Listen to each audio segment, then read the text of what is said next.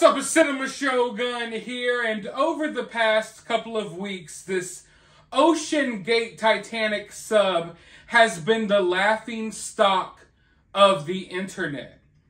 Everyone knows how Stockton Rush, the CEO of OceanGate, everyone knows how he was cutting corners, buying some of his parts for his sub on Amazon and other online retailers, cheap lights, cheap monitors, cheap materials. The sub is controlled by a $29.99 video game controller.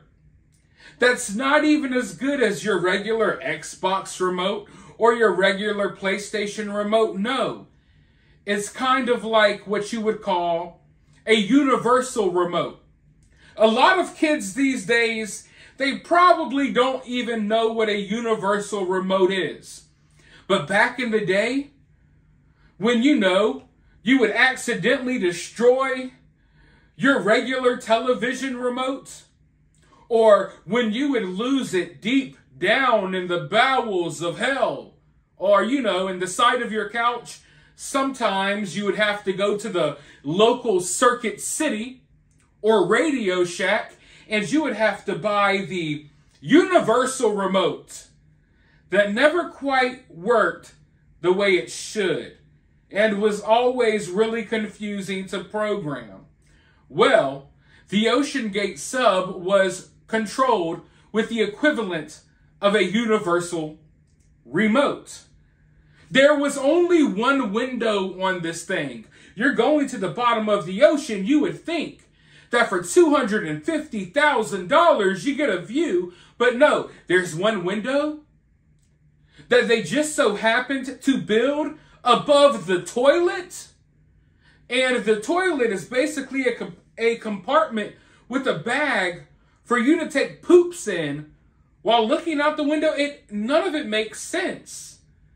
But even though there have been a ton of memes and people have been cracking jokes online, I don't think people understand the severity of just how badly, or I don't know how to put it, I don't think people understand the seriousness of just how far they went to cut corners when building this thing.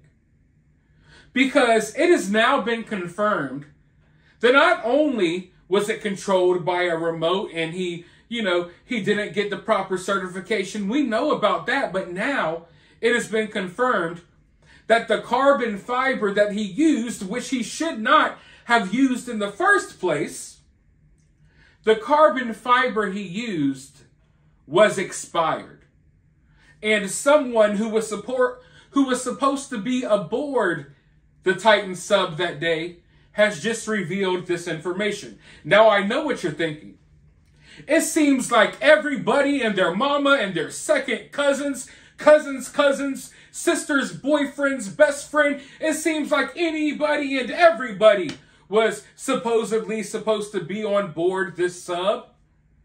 But you see, what happened here, folks, is Stockton Rush was going everywhere, frantically trying to sell tickets. It's not like the tickets were just available online, and if you stumble across it, maybe you could, look into it. No, Stockton Rush was texting billionaires like, hey, you need to ride my sub. He was flying experimental airplanes to other states to meet with billionaires to convince them that his sub was safe, even though with all of that effort, he could allow, the proper inspectors to come in and inspect his craft, but no, he didn't want to do that. But apparently this guy pulled out of the trip after he realized that Stockton Rush was not only using carbon fiber, which you're not supposed to use that material in the first place, but he was using expired carbon fiber. Let's go ahead and dive right into this information. Arnie Wiseman, the editor-in-chief of Travel Weekly, says that he spoke to the OceanGate CEO, Stockton Rush, just days before the fatal expedition that killed all 5 people on board after it supposedly imploded. Wiseman had originally been set to join the expedition earlier this month to see the wreck of the Titanic, but he pulled out due to clashes with his scheduling, as well as concerns with what he talked to Stockton Rush about. He has now revealed more evidence that Rush apparently cut corners when developing the vessel. According to Wiseman, Rush boasted about how he had bought carbon fiber for the sub at a big discount because it was past its shelf life use in airplanes. I responded right away saying, "Don't you have any concerns about that?" He was very dismissive and said, "No, it's actually perfectly fine. Having all of these certifications for airplanes is one thing, but the carbon fiber was perfectly sound." So once again, Stockton Rush is dismissive when people raise questions about the safety of his sub. And we're at the point now where it wasn't just 1 or 2 little warnings. No, it seems like every person who was knowledgeable about this sub warned the guy. And everyone who he tried to sell tickets to were asking questions, and they raised concerns because it didn't add up to them. It didn't add up. And it shouldn't have added up to Stockton Rush. I'll go so far as to say that Stockton Rush knew that what he was doing was not only unsafe, but that his sub had a huge chance of imploding. And I just don't feel like he wanted to tell anyone. We know from past people who were aboard the sub that it would creak and crack, and the sounds were just horrifying when you were underwater in that sub. And I would have to believe that Stockton Rush, who was on that sub on every one of its journeys, knew, but rather ignore it. He wanted to ignore it.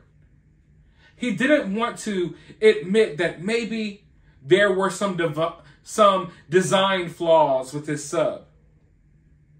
He didn't want to admit that he was wrong and that everyone else was right.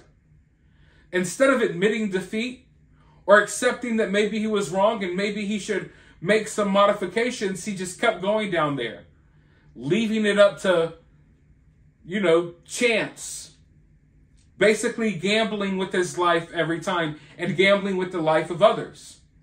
And I'm going to tell you right now, all of this information that continues to come out, the only thing, and I mean the only thing, that is saving OceanGate's ass right now is the fact that Stockton Rush is dead. Because I think that we've seen enough I think that there's been enough information that's come out to where I think that Stockton Rush, if he was alive, he may be held criminally accountable for what happened here. I think that there's a possibility that if Stockton Rush was still alive, that criminal charges would have been brought against him.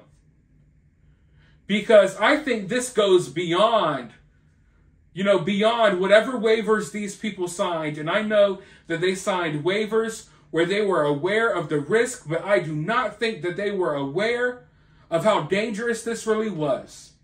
And I do think that if Stockton Rush was alive, that he would be facing possible charges. But maybe charges will still be brought upon OceanGate.